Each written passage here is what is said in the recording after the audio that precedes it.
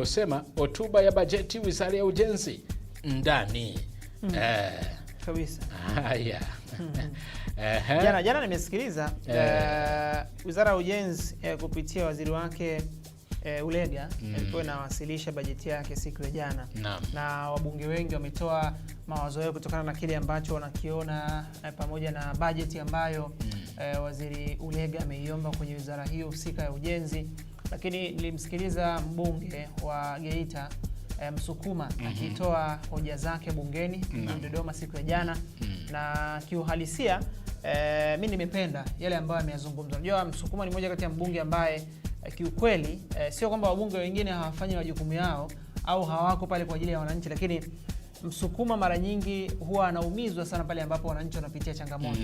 Siku ya jana amezungumza kwamba kuna baadhi ya fedha huwa zinatengwa mara kwa mara, lakini kuna namna kama wabunge hawazipati kwa 100%, aidha zinaingia kwenye majukumu mengine, lakini fedha hizo unakuta ni rasmi kwa ajili ya miundombinu ya barabara. Sasa siku ya jana amemvaa Ulega na kusema kwamba tafadhali tunaomba sana bajeti hii kama itapitishwa, basi kwenye zile fedha ambazo zinatakiwa kutumika kwa ajili ya ujenzi wa barabara ifanyike hivyo ili mambo yaweze kukaa sawa.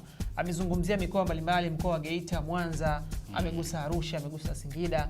Akasema labda inawezekana Mheshimiwa Rais anatoa fedha, lakini kwenye mipango ya namna gani zitumike hususan katika miundombinu ya barabara inakuwa tofauti. Akasema akamuomba Mheshimiwa Rais anapokuwa na ziara kwenye baadhi ya mikoa basi ajaribu kutembea kwa miguu ili aone wananchi wanapoteseka kwenye zile barabara ambazo zinakuwa hazijakarabatiwa na kuwekwa katika hali nzuri. Kwa hiyo ni kitu ambacho nimekipenda na nimpongeze Msukuma, lakini na wabunge wengine ambao wameendelea kuonyesha kwamba hawako kimaslahi bungeni. Wanaenda pale kwa ajili ya wale wananchi ambao wamewachagua kuweza kwenda kuwa